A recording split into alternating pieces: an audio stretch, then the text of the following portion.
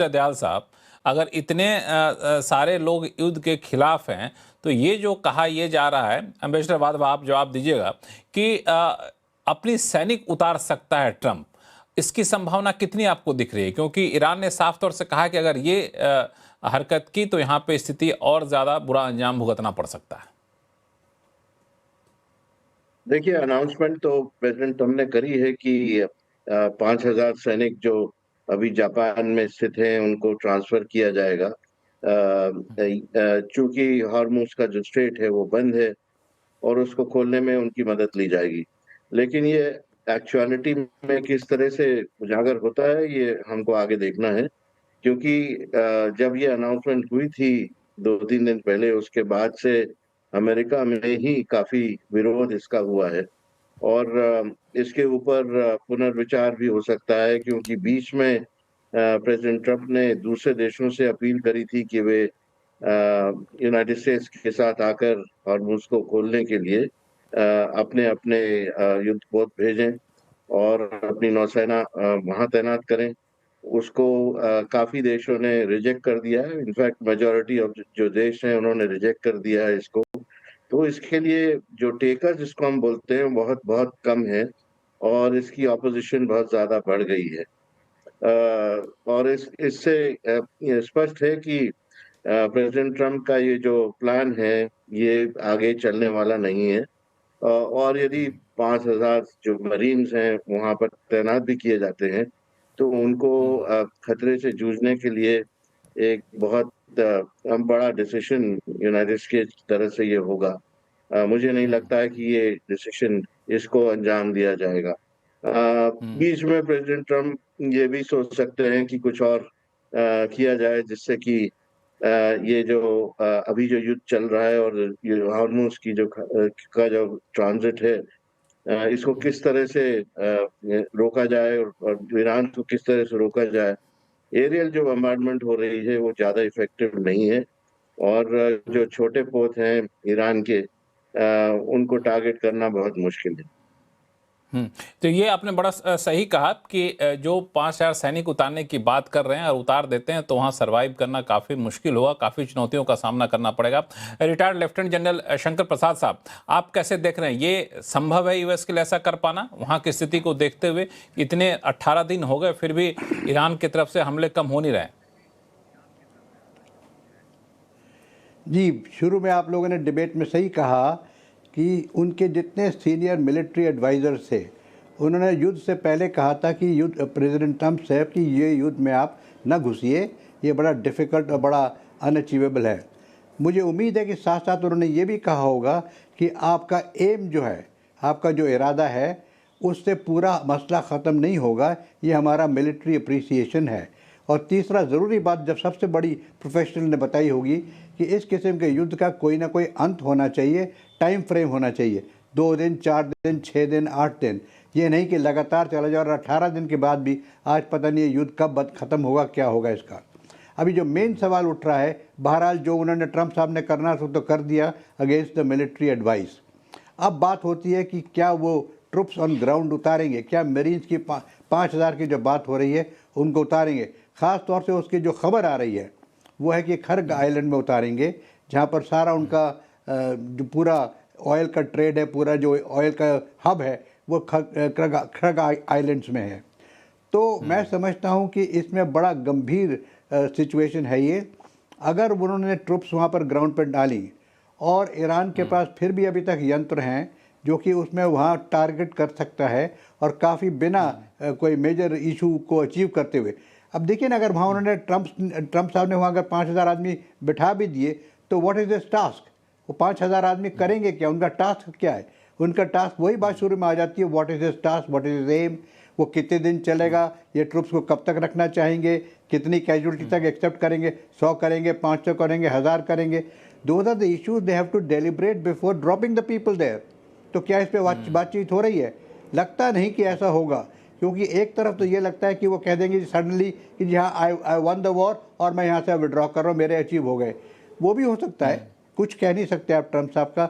लेकिन जो सबसे बड़ी बात ये आ रही है कि आपका जो मेन सवाल जो मुझसे पूछा आपने कि जो 5,000 आदमी की बात वो कर रहे हैं सोल्जर्स ऑन द ग्राउंड, उनका एम क्या है भाई? क्या वो जाकर तख्ते पर बैठ जाएंगे? क्या वो जितने छोटे छोटी जगह पर उनके जो ट्रुप्स बैठे हुए हैं जहाँ से वो मिसाइल उड़ाते हैं या ड्रोन उड़ाते हैं, क्या उन पर इंडिविजुअली जाके कब्जा कर लेंगे? तो I want to know what is the aim. Aim होना अगर एम ही नहीं पता कि 5,000 आदमी मैं बिठा के क्या करूँगा, तो I think military must object to it. अब मिलिट्री के मानते हैं कि नहीं मानते, कमांडर इन चीफ हैं, अगर ऑर्डर करेंगे तो मिलिट्री को करना ही पड़ेगा। तो मेरी समझ में ये नहीं आ रहा कि इतने दिन के बाद भी, देखिए हमारे सामने इस समय विश्व के अंदर 3 बड़े अच्छे एग्जाम्पल हैं।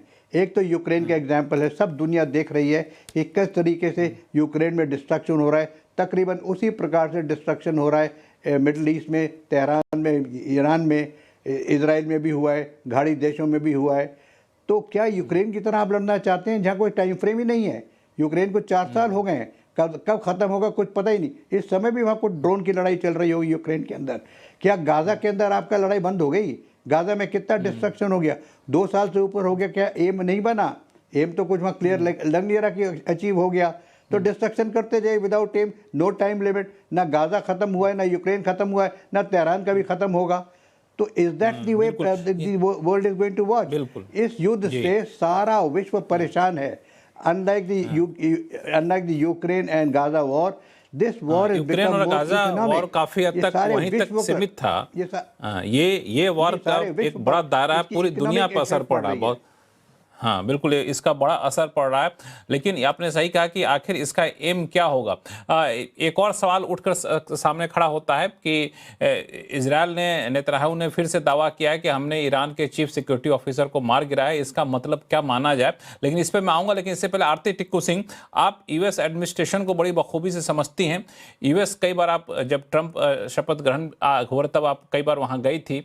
आपको क्या लगता है, यूएस अगर ट्रंप ये डिसीजन लेता है कि हम ट्रुप को वहां उतारते हैं, अपने सैनिक को जमीन पे उतारते हैं, ईरान की जमीन पे, तो क्या ट्रंप को घर में बहुत तीखा विरोध नहीं सहना पड़ेगा? बिल्कुल लक्ष्मण जी, आपका कहना सही है कि ट्रंप की अप्रूवल रेटिंग्स और नीचे गिर जाएंगी। और सबसे बड़ा इशू जो मागा लेकर आया था वो यही था कि अमेरिका को विड्रॉ करना है जितने भी ये एंडलेस वॉर्स है, और जिससे रिसोर्सेज ड्रेन हो चुके हैं। अमेरिका के $33 ट्रिलियन का डेट है और लगातार बढ़ ही रहा है, इन वॉर्स की वजह से भी लगातार बढ़ रहा है। तो कोई भी नहीं, मुझे लगता है कि उनके कंस्टिट्यूएंसी जो है, उनका जो मागा बेस है, उस तरफ से बहुत बड़ा ऑपोजिशन जरूर आएगा। और एम्बेसडर प्रभुदयाल सही कह रहे थे कि बॉडी बैग से अमेरिकन्स परेशान हैं। उन्होंने इराक वॉर में, अफगानिस्तान में, वियतनाम में, गल्फ की कितनी कंट्रीज में, जहां पे भी आपने ट्रूप्स भेजे, अमेरिका ने सिर्फ और सिर्फ जो है अपना लहू बहाया है, अपने बच्चे खोए हैं। और बेशक इनका जो एलीट है, इनकी जो मिलिट्री इंडस्ट्रियल कॉम्प्लेक्स है, उन्होंने पैसे बनाए होंगे, वेपन्स और डिफेंस कंपनीज जो है उन्होंने पैसे बनाए होंगे, लेकिन आम जनता जो है, जिनका सपोर्ट बेस जो है वो मागा है, वो इस बात को बिल्कुल एक्सेप्ट नहीं करेंगे। और अभी आप देख ही रहे होंगे कि पब्लिक डिस्कोर्स जो अमेरिका का है, उसमें बहुत ज्यादा ऑपोजिशन थी ईरान वॉर के लिए। इनफैक्ट चार्ली कर्क का असैसिनेशन इसके साथ अभी कनेक्ट किया जा रहा है। बहुत सारे लोग जो है, celebrities, influencers, journalist, thinkers, intellectuals America के, वो इस वॉर के खिलाफ थे। और अगर ट्रूप्स लैंड करते हैं ये आइलैंड पे, खड़ग आइलैंड पे, तो मुझे नहीं लगता है कि ट्रंप सरकार ये झेल पाएगी जो ऑपोजिशन होगी। लेकिन साथ ही साथ में मुझे लगता है कि अभी बहुत क्रिटिकल सिचुएशन में है सारा ये युद्ध, क्योंकि आपने नेतन्याहू की बात की कि उन्होंने वो कह रहे हैं कि अली लारजानी को उन्होंने असैसिनेट किया है। लेकिन क्या ये वाकई नेतन्याहू कह रहे हैं? क्योंकि नेतन्याहू के बारे में कोई खबर नहीं है। इनफैक्ट आज की डेट में हमें नहीं मालूम है कि वो कहाँ पर है, क्या वो इजराइल में वाकई हालांकि है, क्या वो कई सारे विजुअल वगैरह वो अपने भेज रहे हैं, अपलोड कर रहे हैं सोशल मीडिया पे, ये लेकिन वो दावा करने साथ ही के लिए साथ कि वो डिबंक भी हो रहे हैं कि वो डीप फेक्स है। सब लोग कह रहे हैं, इनफैक्ट जितने भी एआई के एप्लीकेशंस है वो सब वेरीफाई करके दे रही है कि वो डीप फेक्स है। और आपने देखा होगा कि ईरान ने भी उस तरह के डीप फेक्स बनाए, चाइना ने भी बनाए। सवाल ये है कि इनफैक्ट अभी आपको याद होगा यूएस के ट्रेजरी सेक्रेटरी स्कॉट बेसेंट एक लाइव इंटरव्यू में थे और उनको प्रेसिडेंट ट्रंप ने लाइव इंटरव्यू से हटाया और मीटिंग के लिए बुलाया, और जब वो वापस आए उसके बाद बहुत ज्यादा परेशान थे, जिसपे कई सारी स्पेकुलेशंस है कि ये नेतन्याहू की कोई न्यूज थी जिससे पूरी हड़बड़ी मच गई है वॉशिंगटन डीसी में। और आज की डेट में हमें नहीं मालूम है कि वाकई नेतन्याहू कहाँ है, उसकी कोई पुष्टि नहीं, नहीं हुई है। ये एक बड़ा है। अगर कुछ लेकिन अगर जो, हाँ, अपनी बात पूरी करिए जी। हाँ, लेकिन अगर तो कुछ ऐसी सिचुएशन हुई है नेतन्याहू के साथ, और जो अली लारजानी की जो असैसिनेशन आज हुई है, इसका मतलब कि वॉर एक बहुत ही खतरनाक मोड़ पे है।